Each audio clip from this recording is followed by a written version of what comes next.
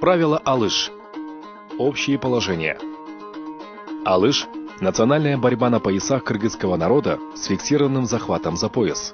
В борьбе принимают участие как мужчины, так и женщины. В Алыш существует разделение на вольный стиль. В нем разрешаются технические действия ногами, и классический стиль. Технические действия ногами запрещены. История борьбы Алыш уходит своими корнями в далекое прошлое.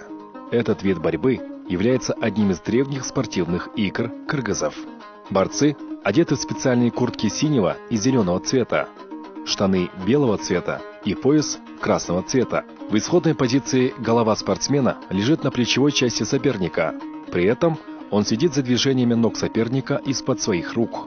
Борцы захватывают пояс соперника, прогнувшись вперед в своей поясной части, проведя правую руку соперника, а левую поверх его правой руки.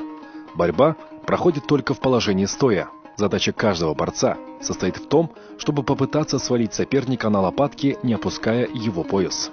Место проведения соревнований. Соревнования по Алыш проводятся на стандартном ковре 12 на 12 метров, утвержденном Объединенным миром борьбы United World Wrestling. Ковер поделен на 4 зоны. Центральный круг диаметром 1 метр, располагающийся в середине ковра и окруженный оранжевой полосой шириной 10 сантиметров. Центральная зона борьбы, внутренняя часть ковра диаметром 7 метров. Зона пассивности, оранжевая полоса шириной 1 метр. Защитная зона шириной 1,5 метра. Форма одежды участников соревнований. Специальные спортивные куртки, чапаны синего и зеленого цвета, штаны белого цвета и пояс красного цвета. Участник, вызванный на схватку первым, одевает синюю куртку, а второй участник – зеленую. Схватка проводится на босу ногу. Форма одежды должна быть изготовлена из плотной хлопчатобумажной ткани. Футболка должна быть длиной до бедра. Пояс должен быть шириной от 4 до 7 сантиметров и длиной от 150 до 180 сантиметров. Процедура проведения соревнований. Соревнования проводятся по системе прямого выбывания. Если число участников весовой категории не идеальное – 4, 8, 16, 32, 64 и так далее – проводятся квалификационные схватки. Борцы, проигравшие в полуфинале, занимают 3-е место в своей весовой категории. Соревнования проводятся в следующей форме: квалификационные раунды, отборочные раунды, финалы.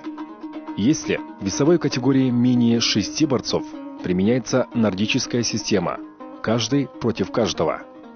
Схватка. В соревнованиях среди взрослых, мужчины и женщины, схватка состоит из одного периода продолжительностью 3 минуты. Борьба проходит только в стойке.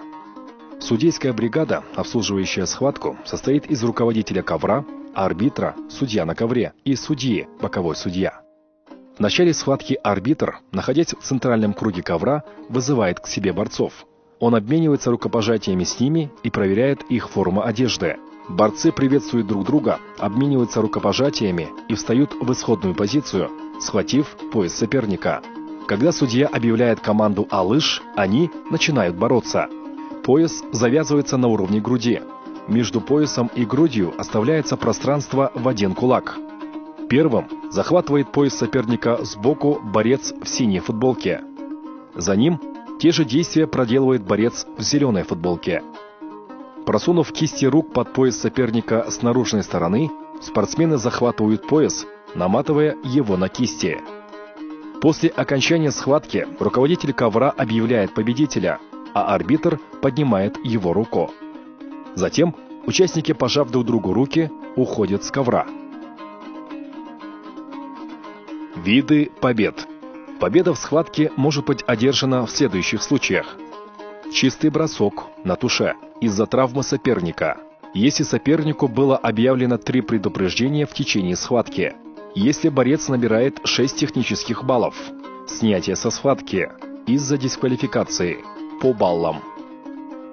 Победитель схватки определяется по наибольшей сумме набранных баллов в основное время схватки, если борец совершает бросок на спину, лопатки. Арбитр останавливает схватку и объявляет команду «Таза» за чистую победу, и этому борцу присуждается победа. Если борец первым набирает 6 баллов в течение схватки, ему присуждается победа с техническим превосходством. Борец, получивший 3 предупреждения в течение схватки, проигрывает схватку. Третье предупреждение должно быть объявлено единогласно судейской бригадой.